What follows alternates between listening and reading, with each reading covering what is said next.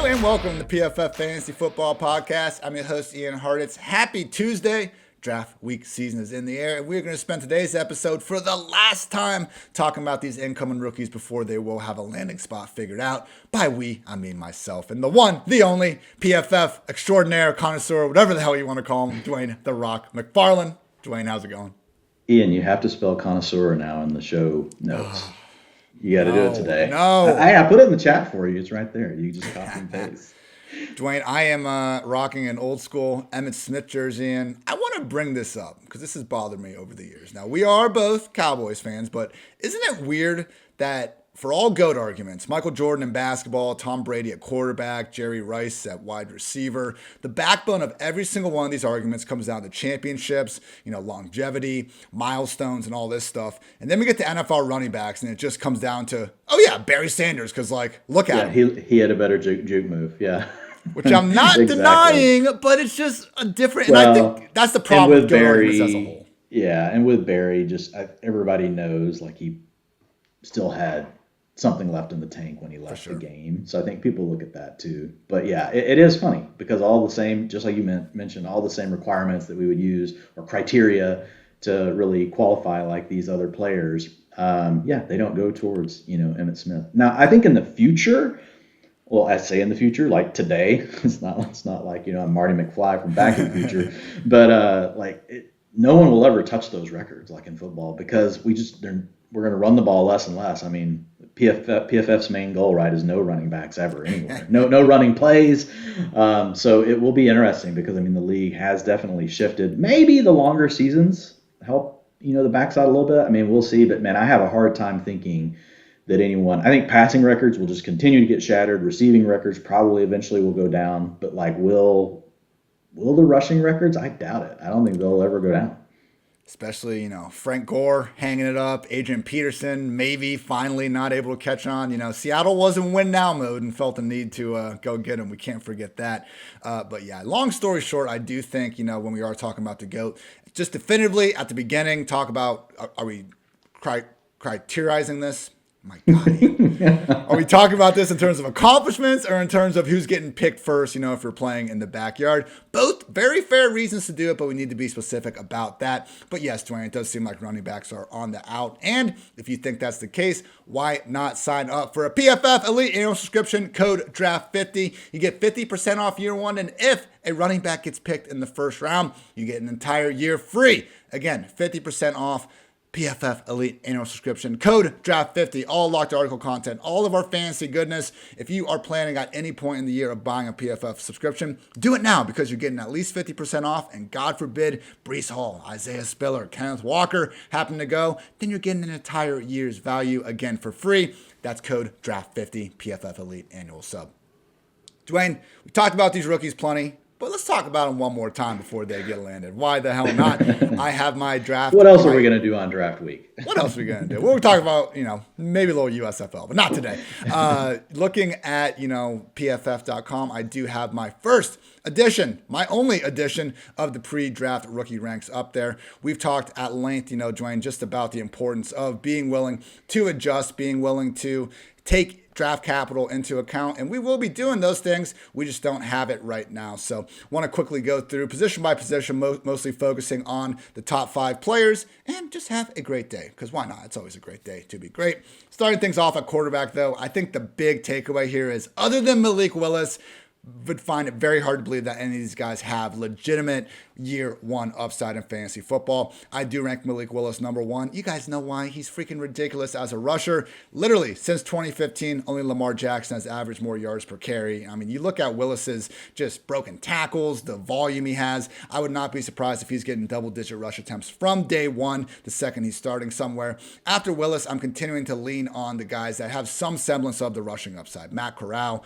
Desmond Ridder, Sam Howell. how when I was looking actually at their rushing yards per game and tiering them, I had to put Malik Willis obviously number one. But after that, man, it was really tough to decide between Corral, Ritter, and Howell who's actually better movement-wise. Because Howell breaking all sorts of tackles this final year. Corral put up some good numbers. And Desmond Ritter is the fastest one of the group, even though he's not necessarily putting that on film as much. So for me, I could see people moving these guys around. But fifth place for me is definitely Kenny Pickett. Maybe he ends up being the best real-life quarterback of the group. But when I see Kenny Pickett, I think it's similar to Mac Jones, where it's like, maybe you do exceed expectations as a rookie. You start from day one. I still don't think he's just going to be a quarterback that has that, extra ability to pick up a bunch of yards on the ground. I saw the fake slide. I did not like it as a defensive player, but it was a dope move. I think we can agree on that. Got it out of the way once. We're never going to see it again. But we just didn't see that as a consistent part of Pickett's game compared to these other guys. So, Dwayne, looking at your kind of quarterback ranks, you have Willis number 1, 23rd overall. This is from earlier in March, so I'm not sure quite how much you've adjusted it. But again, big moral of the story is, the next closest guy is Kenny Pickett at pick 29. So, other than Malik Willis, I don't think there's really any quarterbacks for redraft purposes that we need to be worrying about that much in 2022. Yeah, and for, quarterback, it's basically, are you drafted in the first round? Pretty much. Like, you need to be drafted in the first round. And then we'll go from there. And so, essentially, I did just what you did. I looked at, rushing, and then I looked at what we think the draft capital is going to be and put those two things together, and that's where I came up, with the ranks that I have. So, but I agree. I think right now, it's Malik is the only one. I don't know that landing spot's even going to matter much. Like, I don't think there's going to be any quarterback that come, August, September from this class outside of Malik Willis that we would really even want to take in a fantasy draft. There's also a lot to be said about if Malik does end up going top 10. Like, this happens where even teams that kind of, like the Giants, for example, like they might have a Daniel Jones type player and you think, oh, okay, this will be a redshirt year. They're going to let the guy learn on the bench. Look at how well that worked for Patrick Mahomes. More times than not, if you are a top 10 quarterback, you're going to be out there starting 10 plus games. Specifically, looking at the top 10 quarterbacks since 2010, only five of, I'm not going to count all of them. It's about 25 total top 10 quarterbacks since 2010. The only 5 not to start 10 games. Jake Locker, 0. Patrick Mahomes, 1. Trey Lance, 2. Jared Goff, 7. And Tua Tagovailoa had just 9 starts. Every single other top 10 quarterback started at least 10 games. So even if you think they're bad, the Josh Allens, the Daniel Jones of the world, even if you think there's a quarterback at the top of the depth chart, for every Patrick Mahomes and Trey Lance, there usually are 3 or 4 other guys that are out there sooner rather than later. In terms of just the past rookie QB success stories we've seen, only rookie QB1 since 2010, Cam Newton, Kyler Murray, Dak Prescott, RG3, Russell Wilson, Andrew Luck, and Justin Herbert. So to your point, Dwayne, yeah, we got Dak in there, but he wouldn't have played if Tony Romo didn't get hurt. And then Russell Wilson, 3rd round success. I mean, even he had to beat out Matt Flynn and I believe Tavares Jackson to get that job. So if you're not a first round quarterback, there's a good chance you're not going to be giving us all that much in 2022. Yeah, I mean, it's again, just hitting on all the same things that I was just, mentioning before, and you do a good job of like laying out the actual data and everything here. Like, I just seeing that Dak Prescott, those yards per game rushing, man, like, come on, Dak, let's get a little bit of that back. Let's get that going again. Man, 65 yards, Dak really ended up kind of being a 0 for us in the rushing game last year, first year back, right from the ankle. So maybe Dak will give us a little bit more this year, Ian. I actually thought by the end of the year he was turning it up a little bit. Like, it was a little bit. Yeah. He ran in for a score. But he had the calf injury as well last season, so that also limited things. I don't know that we got a true picture of what it wasn't just about, recovering from the ankle injury. It was also the compensatory issue that he had with the calf. Because we were talking earlier in the season about how Dak and Derek Carr were like pretty similar players. This wasn't the first 8-9 weeks when Carr was actually lighting it up with Henry Ruggs still in the picture. But yeah, Dak, I mean, you just look at the rushing totals, and by the end of the year, he had 4 more rush attempts in 4 of his final 6 games after only reaching that mark in like 3 of his first 8 or 9. So we'll see if Dak can get that going, because man, he was a sure thing for 6+ rushing touchdowns first few years in the league. It would be great to get that back. Yeah, they used to give us more of the zone read between he and Zeke inside the 5, like 3-4 years ago. Mm-hmm. So you would pick up those extra rushing touchdowns. I don't know if they'll ever do that with Dak again, just trying to keep him healthy. But yeah, I think we probably need to consider a little bit of a bounce back in the rushing department. They love those QB draws too on the 2-point conversions. And hey, they work. Why the hell not? Moving on to running back. Number one, got to be Breece Hall. Dwayne and I have talked about this. We just don't have as many concerns. Like Kenneth Walker, by all counts, and Dwayne has proven this with, just looking at the different run types. Kenneth Walker seems to be the better pure runner than Breece Hall, but we aren't looking for the best pure runner in fantasy football land. We're looking for someone that can earn their way to get the most opportunity. I think based on what Breece Hall has given us through the air with his status as seemingly the consensus 1A running back, if not, either way, he's top 2, should have the draft capital as well. The combine, like the explosivity and just athleticism is absolutely bonkers. I mean, you see the comp groups that he's drawing, compared to some of these other running backs, and you see where all the hype is coming from. So for me, Breece Hall, Kenneth Walker, easy 1-2. After that, Dwayne, and once I really started putting these ranks down, it made me just be that much more objective about guys like James Cook and Kyren Williams, who I think I liked more talking about than necessarily when it came time to rank them, because we want guys that can theoretically get that 3-down role, and I'm just not so sure they're going to be able to with those size concerns. So the rest of my list: Isaiah Spiller, number 3, Dameon Pierce, number 4, Zamir White, 5, Rashad White, 6, and Tyler Algier, 7. I just wanted guys that I think through their receiving ability and with their size have the chance to get those 3-down roles. I think the biggest leap of faith I'm making here is with Dameon Pierce, my RB4. I see him outside a lot of people's top 5, even top 8. But Dwayne, man, if the only question we have with the guy is like we wanted more work, I'm not too terrified of that question when it comes at, a true NFL factory like a Florida, like a Georgia, Ohio State. So that's similar reason why I have Zamir White as high as he is. So overall thoughts here. And, if you want to call me an idiot at any point, man, go ahead.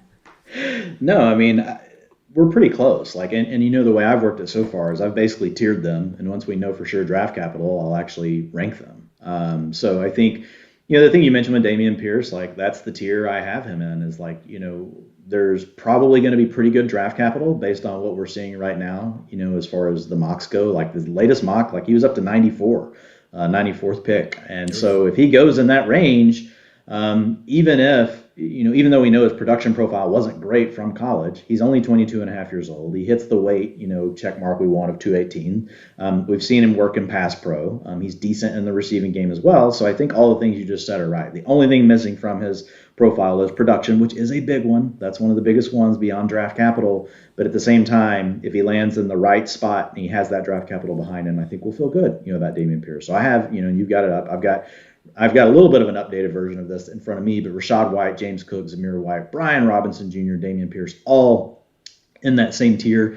I will say a couple of scheme fit kind of things, like Brian Robinson and Zamir White, if they land somewhere where they run a lot of inside zone, like the Eagles run a lot of power and a lot of inside zone, that's a really good landing spot for Brian Robinson, would be somewhere like the Eagles. The Patriots backfield's already loaded, but they run a similar scheme, a lot of inside zone, a lot of gap or power type plays. Which basically, for those of you that don't know, in a gap play, Ian knows because he used to have to try to tackle these dudes. Basically, the running back just needs to go where they're supposed to go. The linemen are going to a specific spot to hit specific, wall off specific defenders, and the back is just supposed to hit the hole as hard as they can and follow it. Whereas in a zone play, inside zone, outside zone, typically the running back is reading 3 different lanes. So they're reading basically leverage of the defender.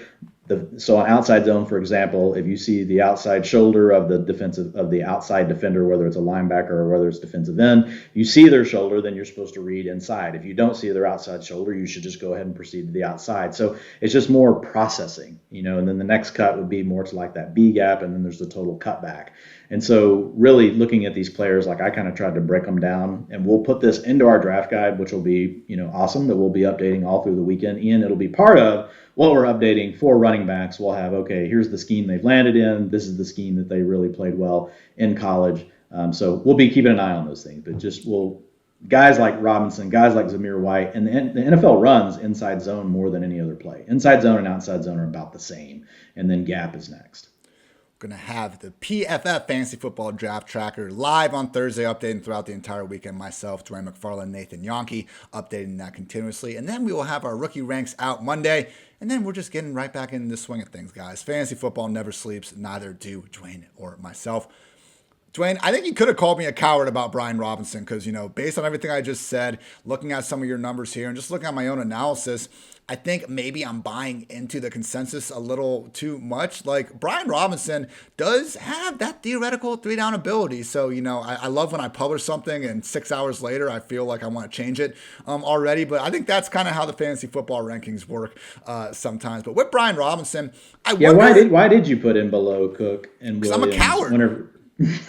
That's what I'm saying, Dwain. I don't like it. If you're not going to criticize me, I'm going to criticize myself here. I think I could move Brian Robinson up because I feel like what do we say about big wide receivers? Like, it's always like, too many contested catches that can't separate, even if it's someone like Drake London, maybe when we look a little closer, turns out not to be true. I think big running backs and the assumption that they can't catch is another one of those things that we just kind of gloss over with some of these guys. I mean, no one's trying to say Brian Robinson is going to be, James Cook good or anything like that. But if you look at him at Bama, man, he caught 35 of 38 targets in 2021. And then I start looking at, some pass blocking info, and it's like, yeah, Mike Renner in the PFF draft guide, and I know he's watched more pass blocking snaps than I have, so he cited that as a potential concern. But then I'm trying to look up clips, and I'm seeing like him in the Senior Bowl just absolutely blowing up some of these guys and showing all the sort of effort that you would want. So with Robinson, man, like he does seem to, and it's an Alabama running back. Like, are we that sure that he's going to be going as far down as draft analyst thinks? Because it does seem like NFL teams at the end of the day maybe value, these sort of football factories more so than the average fan. Well, right now he's valued, according to the mocks, he's a late third, early fourth. So think Michael Carter-ish range from last year or slightly before that. Carter was an early fourth round pick last year. So if you can be in that range right there, like you're still going to be fine. That's probably going to be accurate for Robinson, probably a third round pick. Is about where he will go. You've got Rashad White, Zamir White, Brian Robinson, all bunched together around pick 110 right now in the mocks. James Cook and Dameon Pierce slightly higher at 92 and 94. And that is where I'd be okay moving Cook or Kyron ahead. I'd be fine. Like right now, I should have Brian Robinson ahead of them, so I would go Robinson, RB8, Cook 9, Kieran, RB10. Well, if you're just using the criteria of thinking, which players could be that true every down back, then I think, you got to put Robinson ahead of those. With that said, everything's going to change when we get the landing spot and stuff. So if James Cook and Kyron get third round draft capital and they're actually, go to an Arizona Cardinals type offense that has, the scat back role available, at least for 2022 purposes, I'll take that over Robinson, as a fourth round back, or even, Tyler Algier, Rashad White. If these guys do end up being day 3 talents and they're, looking at that backup role, that's the spot where I'm going to be way more willing to adjust on the fly. But let's keep it moving with a look at Kyron's the one on your list that I dislike the most. Like, wow. I've got him in the next tier down. Well, and a lot of it is just like I don't think he's going to go high at all. Like, he's small and slow. Like he had a good receiving profile, so I think there is a chance. Like landing spot's really going to matter for Kyron Williams. He's got to land somewhere where he can play that James White type role. And I do think there are enough teams that have that need, in play. But I think the problem you get with Kyron is you don't get the upside. I think James Cook has a chance to be really a much more explosive player and potentially carve out a little bit, I'm not saying he'll be a bell cow, but to carve out more of a rushing role than what Kyron will. I'm going to be really interested to see where, because he's 199. I get Dalvin has 15 pounds on him, but yeah. It's 15 pounds. It's not minimal, but maybe NFL teams don't care. I mean, Georgia cared, but Georgia's been splitting stuff up with guys all the time. I'm not sure. Maybe we're looking a little too much into the Georgia splits when the whole time they were just saying, yeah, we like James, we like Zamir. Why not get them both out there on the field a good amount? So get him in Buffalo with that high, like Eric Eager was showing us this morning on the call, Ian, with that yards before contact, like they were one of the better, run blocking units, the perfectly blocked plays. And Singletary didn't necessarily take that much advantage of them. Like, we could roll with some James Cook. Like, get him behind a line, that keeps people off of him and lets him, do his thing, be explosive. You retweeted something cool yesterday, Dwain. It was someone that, one of my beefs with like the April. Oh, look, Yeah, it was here's another Addison Hayes, report yeah. about the draft day. Here's another visit to this. But shout out to everyone at walterfootball.com. This is courtesy of Addison Hayes at Amaze Hayes. Actually went through and just counted up the draft visits for, every single team, every single position. And I did notice with the Bills, 4 RB visits, but I think the big one that surprised me was the Buccaneers with a, league high 9 running back visits. So maybe they're actually a team that. And most of the guys they had come in have receiving profiles, like the Rashad Whites, those types. James Cook they've had in. Yeah, I counted these up and put them in an article, and Ian made fun of me. But good for you, Amaze Hayes. Like you did put it into a much prettier chart. I will give you that credit. That's why I retweeted it. I was like, oh damn, I've been like tracking these on my own, and he's got them right here. So yeah, I followed him after that. If we have the whole database like Addison seemingly does, I'm in. It seems to like we don't have. Do we have official? And this isn't, and even so, Walter Football does a really good job of tracking them. Like you have to search and peck for them. Some teams like the Ravens, they share everything. The Cowboys, they share everything. You'll see all 30 of their visits. But then there are other teams that they can have 30 visits and you'll only see 15 of them. So there probably are some holes, in the data. Some teams keep things much more close to the vest than others. My guess is if you're keeping it closer to the vest, you probably care more about your visits. Maybe you're more likely to draft a player you bring in. But I think the biggest takeaway really is at this level. I think, Addison did a really good job with this, like of what you just said. Hey, let's just look at the visit totals by position. And so that's why you see the Steelers so high. They share everything. Look at them. They've got like multiple positions in the teams. Some of the leaders, just real quick. Quarterback, 5 visits for the Commanders, 6 for the Panthers, 5 for the Saints, 7 for the Steelers. At running back, mentioned the Buccaneers with 9. Cowboys had 6, Ravens 6, Saints 6 as well. Cowboys have mostly been later round guys. They did visit Isaiah Spiller, but a lot of names people haven't ever heard of. So I expect them to add the third back to go behind Pollard, but it probably won't be in the first 3 rounds. Be a special team guy or something like that. Wide receiver, Bears and Bengals, each with 6. I mean, Dwayne, like they got to replace that. That makes sense to the Bears. Yeah, like the Bengals, like 6. I think the Bengals receivers were later round receivers too, if I remember right. I read those names because that one popped off to me immediately. I was like, man, which receivers visited the Bengals? Chiefs with 8, Jets with 7, Packers with 7, Steelers with 7, Titans sense. With 7, Vikings with 6. The Vikings would be an interesting one, man, because maybe they are more in the conversation for getting one of these, first or second round wide receivers. Obviously, Adam Thielen not getting any younger. And after the whole Stephon Diggs thing, I mean, we at least saw that they weren't super willing to be extending these top receivers. If Jameson Williams or someone finds their way to Minnesota, are you changing a single thought on Justin Jefferson, or would that just be a little bit more of a ding to maybe Adam Thielen, especially KJ? Probably more for Thielen. I'm not worried about Jefferson. What Jefferson's done, like all of his underlying data points, like scream, like this guy's eventually going to have a blow-up season and be the number 1 receiver overall. It doesn't really matter who else is on his team. Like he's just that good. And plus it will be a rookie. But I think what you have to look at, like even if, and KJ Osborne played good last year. So even if they draft someone like a Jameson Williams, remember, this is a team that's going to run 11 personnel a ton, way more than what they've done in the past. Now, they did move to it more last year, but I think we'll see the most 11 personnel we've seen from the Vikings. You'll see way less of 12, way less of 21, which is, bringing a fullback on the field. A lot of those formations that were used by the Kubiaks, and even Stefanski in his time there, those are going to be out the window. It's all going to be now Kevin O'Connell's going to be really running that Sean McVay 3 wide receivers. So you need 4. If you're going to run 3 wide receivers almost all the time, you need 4 good ones on your team because injuries happen. And so if you want to be able to still continue to run your scheme, it might be a little different if we thought they were really deep at tight end too, and then they could just adapt and run a little more 12 personnel. But like the reality is, nobody wants to run a bunch of damn 12 personnel. I remember when Warren Sharp used to talk about 12 personnel. It used to crack me up. Talk about 12 personnel and be like, yeah, this is the formation you score from. You're like, Warren, it's because they run that inside the 5-yard line. Like, come on. Small detail. Also goes into that. That's also one of like the top, off-season storylines. I'm sure we'll start getting in May. Team X wants to really up their usage of 2 tight end sets. Team Y can't wait to use this running back more as a receiver. Catch some extra. I remember Jason Witten and Martellus Bennett. It was the double dynamite. We're gonna see double dynamite. No, we never saw double dynamite. We saw it whenever Tony wanted to throw, end zone corner fades to Martellus, and Martellus would be so pissed at him because he wouldn't just throw him the ball. Like, why do you kept looking at him like, why are you throwing it way up here, Tony? Like, just just put it like right here. I'm like 6'8". Like, all right, the Patriots obviously made it work with Gronk and he who should not be named, and we even saw Gronk and Martellus Bennett himself, speaking of the devil, having some success with it. But it's just one of those things that, definitely tend to overweight, and if we're not being careful with some of the variables we're looking at there, can certainly draw some wrong conclusions. With tight end, though, Bills.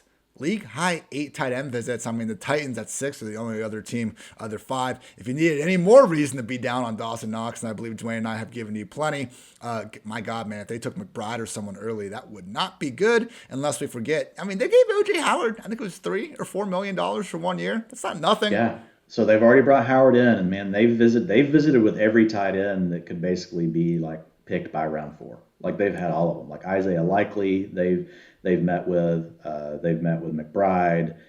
They've met with what's your Mo Alley Cox guy out of Virginia, Jelani from Virginia, I'm pretty Probably sure they've Rucker met with too. him.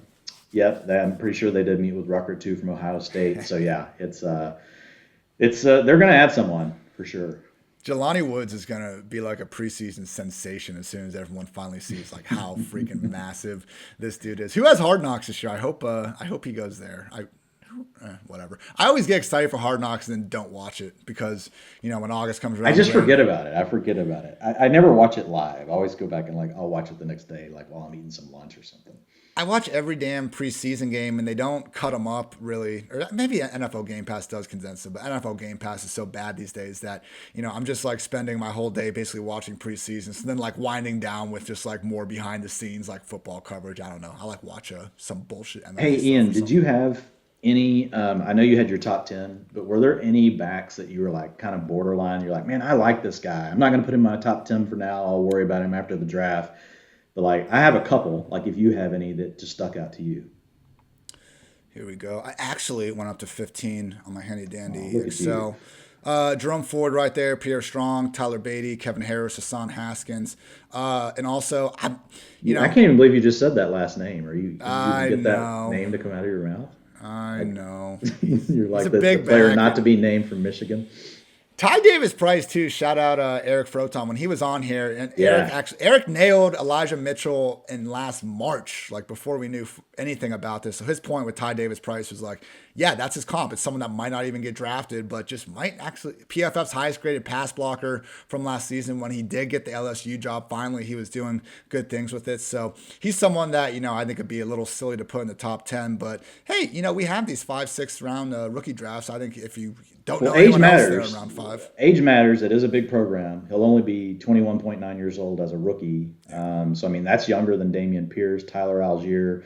I mean, so it is something that we pay attention to because if you're good enough to be coming out that early. But after I heard that episode with Froton, like I definitely went and pulled Davis Price into my data set like that day. Mm-hmm.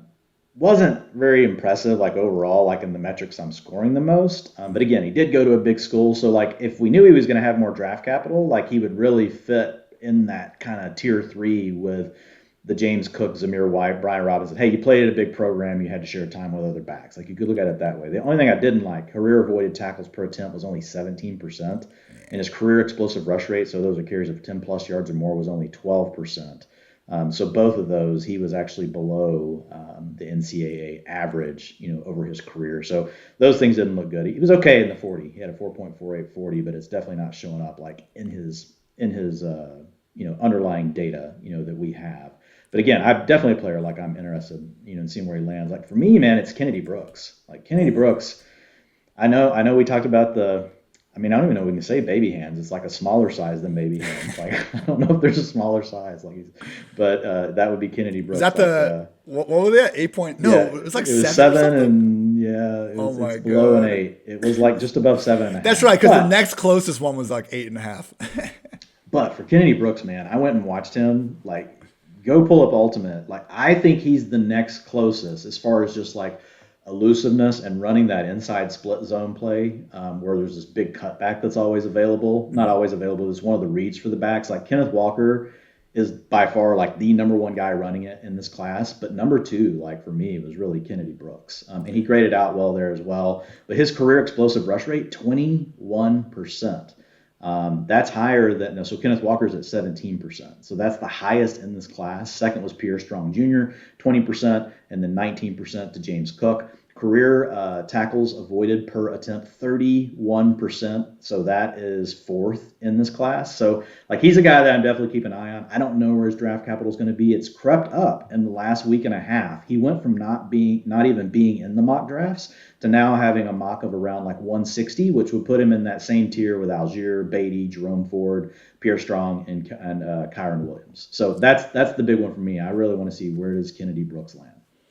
I'll be interested to see how good this South Dakota State kid ends up being too. Pierre Strong Jr. Yeah, I mean, you look at the 40, look at the explosive ability, but then it's like 9 drops on 71 career catchable targets, pretty horrific PFF pass blocking grade. But, it seemed like the competition level is obviously also a concern, but he seemed like someone, especially the way Mike Renner was writing about him in the draft guide, where you give him the ball in space and he's pretty damn explosive. So maybe he is someone that... Great outside zone runner. Yeah. Like if he lands with the 49ers, like that'll be a guy just to kind of have like sitting at the bottom of your bench if something happened to Mitchell. Can't wait to, really just start, again, grinding into guys like him and other, later round picks more and more as soon as we get those handy dandy landing spots.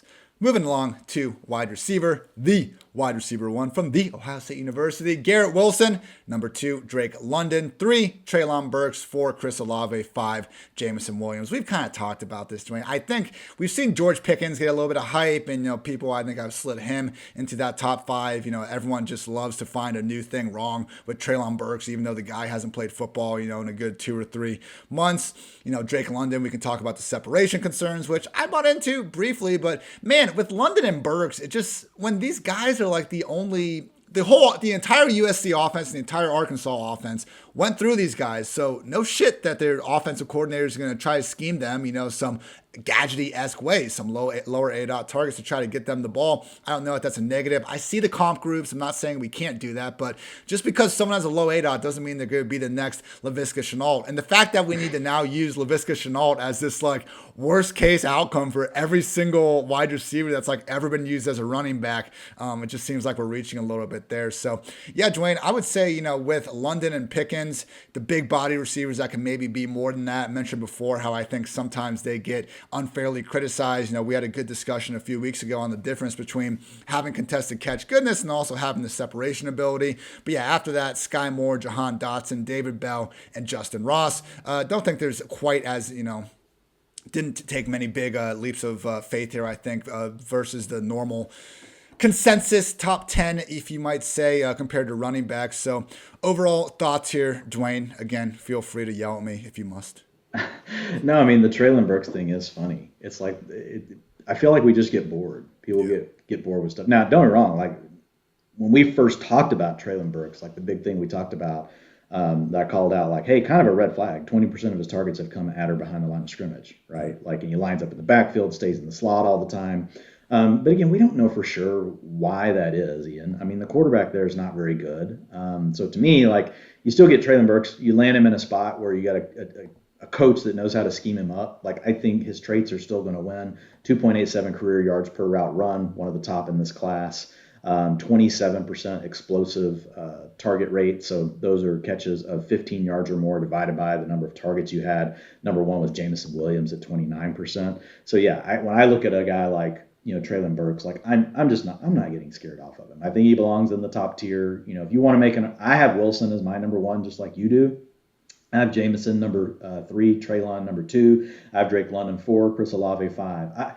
People can make arguments for all of those guys in what order they want. I think the class is pretty close. I have Garrett Wilson, Burks, and Williams all at the top because they have that thing like the teams really covet, and that's that ability, that explosive playmaking ability. They're by far higher than what Drake London and Chris Olave are. As far as, whenever you rank as a percentile versus all the data we have back to 2014 on this stuff. But still, London and Olave deserve to be into that top tier. So, yeah, nothing about the top guys. Where's the rest of your list at, Ian? Let's see if I have something I can yell at you about. Like, until you put on some glasses, I'm going to call you Four Eyes. not letting that go. I should rock the glasses for one of these episodes as an ode to you, Dwayne. George Pickens 6, Sky Moore 7, Jahan Dotson 8, David Bell 9, and Justyn Ross 10. Similar to you, I did try to lean on draft capital here because the list of wide receivers that, I mean, we talked about running backs before, but like you can actually be a third round running back, and I think obviously we prefer first round, but even if you're a third round running back, it's not like that bad. We've seen a similar amount of third round running backs as first round running backs produce as top tier rookie fantasy performers. Wide receiver, man, it's all been rounds 1 or 2. Tyreek Hill, Amon-Ra St. Brown, Keenan Allen, only top 24 PPR rookie wide receivers since 2012, not drafted inside the top 2 rounds. So, putting a lot of hope in some of the PFF, thoughts on these guys and where they could be going. But yeah, in terms of Pickens, Moore, Dotson, Bell, and Ross, not necessarily saying that, they're leaps and bounds ahead, particularly, Ross and Bell. If you want to add some of the guys that other people might have ranked, 11 through 13 ahead of them, I won't vehemently disagree with you. I do think they might have a better chance at going higher in the draft, though. Is there a reason like you're out on Christian Watson? Like his expected draft capital right now is pick 33. Yeah, I don't think he's good. Elaborate. Is that fair? Like he seems like the classic guy that no one cared about until he went to the combine and absolutely blew it up. And, I think if anyone has played football for any amount of time, like you've always been around these kids, someone that you don't really care about from September through November every year. Then all of a sudden they're in the front of every line in the offseason because they're good at jumping or running. They're not so good at actually going out there and playing football. So, yeah, the only thing I would argue is, look, 2.95 career yards per route run. He did play against lesser competition. But again, I don't think you can overstate some of that stuff. It is what it is. That means you also probably play with a lesser quarterback. There's a lot of things that go into it. Best yards per route run season, 4.33, second best in the class. That career yards per route run of 2.95 is third best in the class. So let's say we adjust that for competition. He's still going to end up in the top 6, as far as career yards per route run. His explosive play rate, 26%. He did have a 30%, dominator year. Now it was later at age 22, but a lot of times these guys that come from these younger schools, they don't usually early declare because it's hard for them to get noticed by the NFL. They're not going to get the draft capital that the guys that go to the bigger schools go to. So it's not as big of an issue for me whenever I see a guy coming from a smaller school like this. So for me with Watson, I did watch him on film too, and I thought he definitely, he had holes in his game. I'm not an expert film watcher though, so I lean much more into the data. I felt like he had more of a build-up speed versus like this true like twitchy, like what we see with Wilson and Jameson and these other guys. But if he gets drafted, that early, he gets a good landing spot. I do think there are enough positives in his profile, and if you added draft capital on top of that, I think he would be okay. Another guy that I have a little higher, I think, than you is John Mechie. And I think really he's just discounted because of the injury. Yeah, he never had the huge dominator year, but he also played with a lot of other really good receivers. Probably going to, he'll probably fit as a slot receiver in the NFL. So landing spot is going to matter a little bit for him because you don't want him to land on a team where they run a lot of 11 personnel. Like, don't know that he's going to win an outside job. He can still play the Z or something like that somewhere else, but preferably at least for the first season or two. And I know we don't really project coaches how long they're going to run the same scheme. Like you can't project it really very much further than like this year because coaches get fired, things change. But like for his rookie season, he'll be coming back from an injury. I'd love to see him land somewhere or maybe by mid-season, late in the season, like we can really see him like play in a slot role. Like I would like to see John Mechie do something like that. You have Jameson Williams as your wide receiver 3. I have him as my 5 right now, but I did note in the article, if we can get absolute full-on clarity that the knee is fine and he is ready to go by week 1, which, given some of the hype he's seemingly getting with these reports, which who knows if this is newfound hype or if it's just whoever the hell is feeding these mock draft gurus their information in the first place, just now decide to tell them this when it's been information they've known for the past month or two. We don't know with that, but Dwayne, if we had full-on confirmation that Jameson is as healthy as these other guys, would he rise higher, or are you pretty comfortable with him behind Burks and Wilson?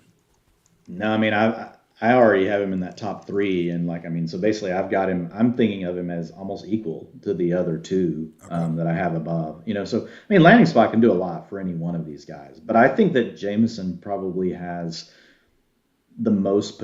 I think he probably has the highest upside of all of these guys. Just looking at the explosive play rate. So if you look at him, I'm not saying he's Justin Jefferson, but man, he comps very similarly. His explosive plays per target, 28% for Jefferson, 29% for Jameson Williams. His best dominator season, 31% for Jefferson versus 32% for Jameson. Breakout age, 20.4 versus 19.2. Best yards per route run, 3.12 for Justin Jefferson, which was, that's where he definitely bested Jameson, who had a 2.64.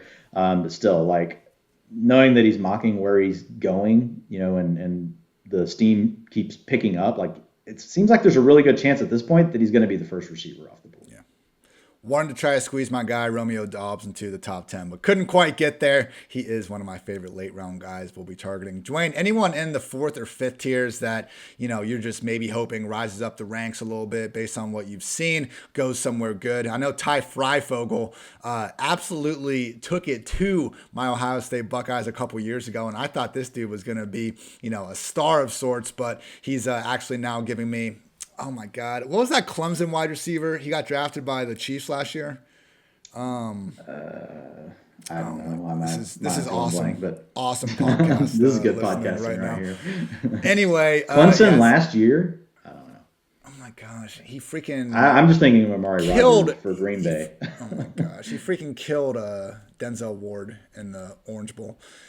Whatever it was. Either way. Sometimes I tend to overreact, I think, to guys killing Ohio State. And let's face it, that secondary for the Buckeyes hasn't quite been cornerback U level for the past few years or so. But Dwayne, Alec Pierce, Calvin Austin, Romeo Doubs, Kevin Austin, Kyle Phillips, Javion Healy, Ty Freifogel, any of these guys particularly tickle your pickle?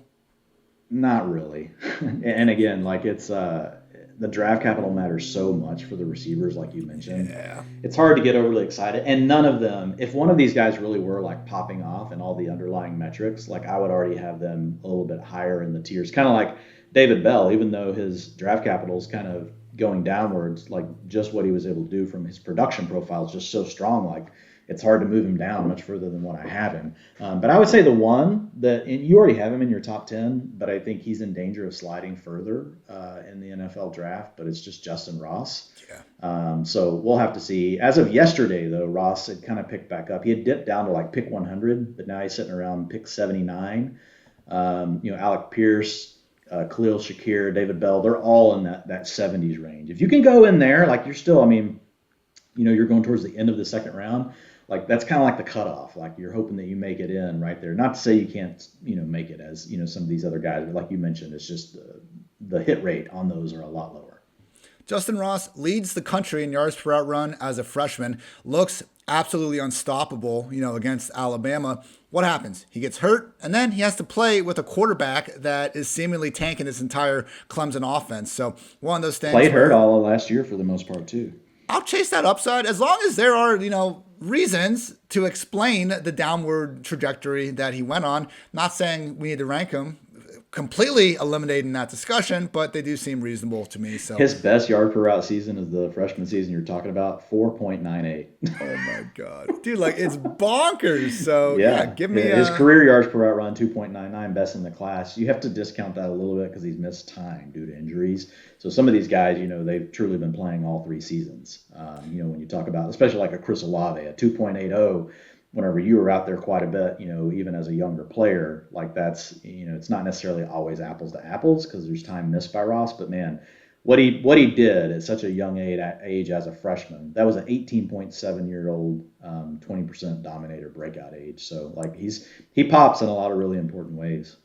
It is funny, though, like, every single one of these wide receivers, I had my article earlier in this month or last month or something, and it all blends together these days, but my haters guide to the quarterback class, and you can do the same thing with these wide receivers. Garrett Wilson is only 183 pounds. Treylon Burke is slow. Never mind that if you actually look at his size speed score, he had like one of the best combines, like weight adjusted among some of these wide receivers. And then you can also talk about his ADOT issues. Jameson Williams has the injury. Drake London allegedly can't separate, also injury problem. Chris Olave has never broken a tackle in his life. Sky Moore, not good enough competition. George Pickens, injury. Jahan Dotson, too small. Christian Watson, too fast.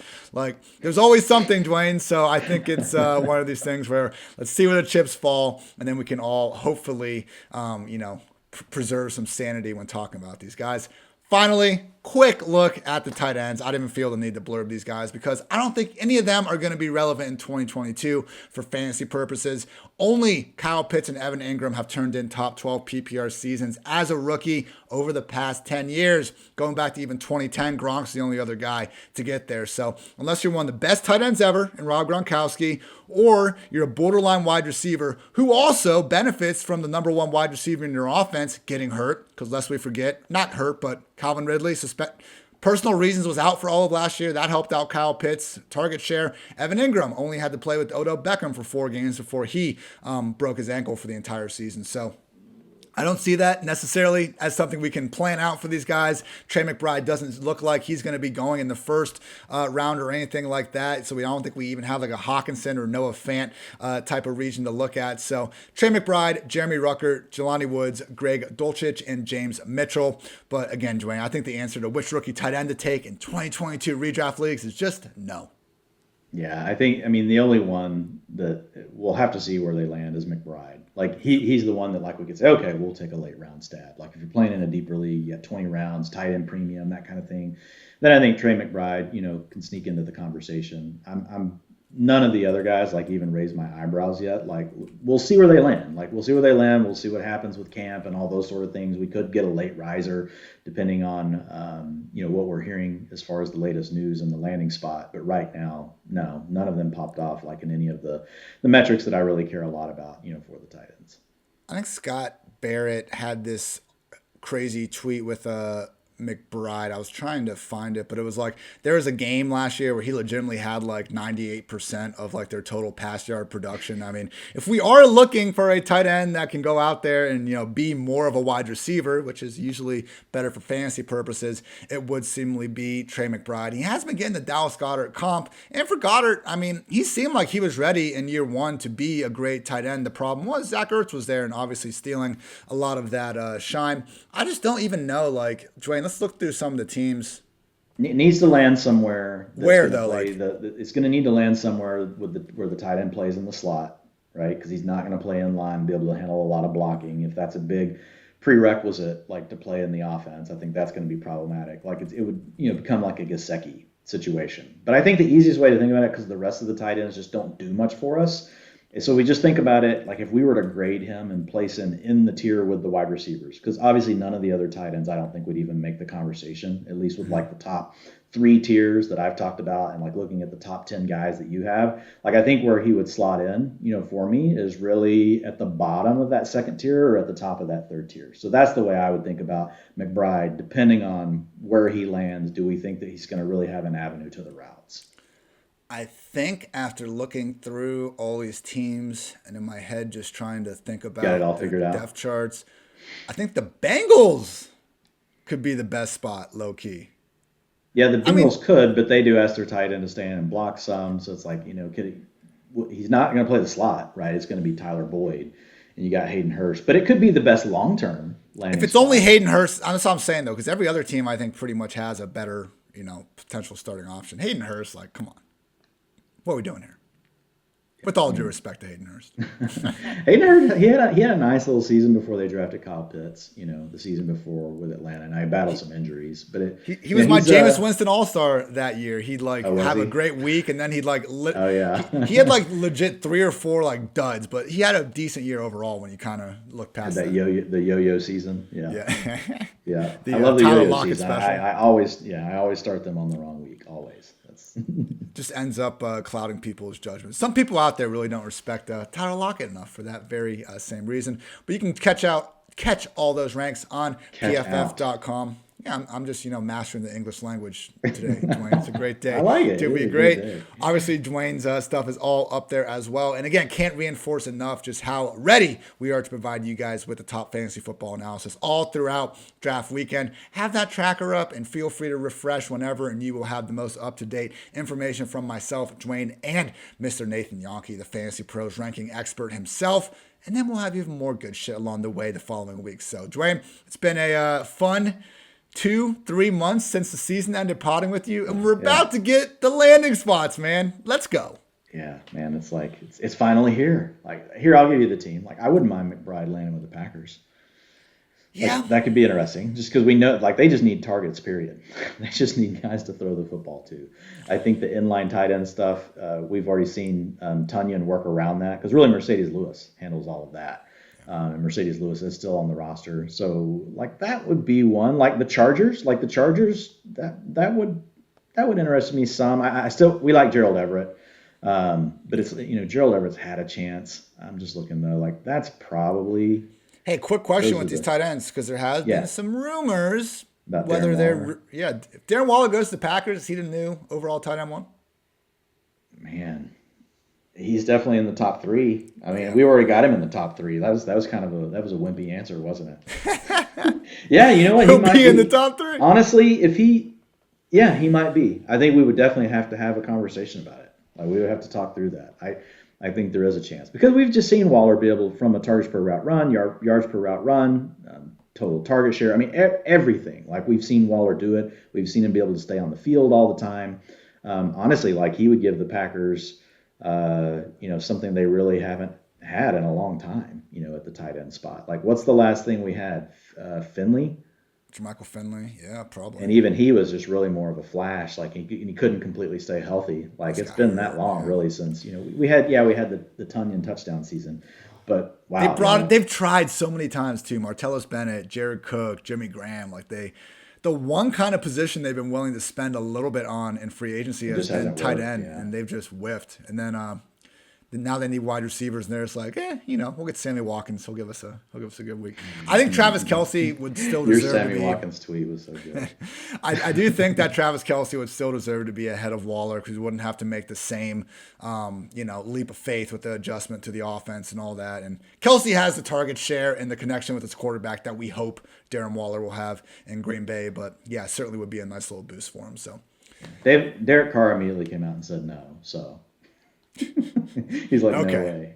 No way. I couldn't see it because I'm one of many fans out there blocked by Mr. Carr. I'm surprised he hasn't blocked me, because I've like made a couple jokes like back in the day. Nothing recent, So.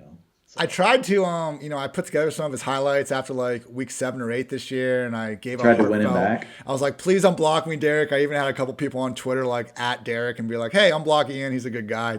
No. Have my chance, and I blew it. So, Derek, if you're listening to this, he's a forgiving man, but you crossed the line. Just wait until he, once he starts getting old and we start seeing like these Roethlisberger years at the end of his career, I'll just come back with a vengeance after all that. I'll be a dickhead. So, Dwain, anything else you want to get off your chest? No, man. We're gonna have plenty to get off of our chest in the next 3 days. This is true. We will be 4 back. days. Well, this next week's gonna be like. Everybody loves it. It's draft season. Like you said, we get the landing spot. It's going to be a lot to talk about. I'll be back tomorrow, quickly previewing USFL Week 3 for all who celebrate. But then starting Thursday, we are full on draft mode. Dwain and I, in addition to our writing aspirations and all that stuff we're publishing, we'll be back here Thursday night and Friday night going live after the draft. So if you guys want to tune in on YouTube, ask us some questions. We're doing it live. Why the hell not? So for Dwain, I'm Ian. Thanks so much for tuning in to PFF Fantasy Football Podcast. And until next time, take care, everybody.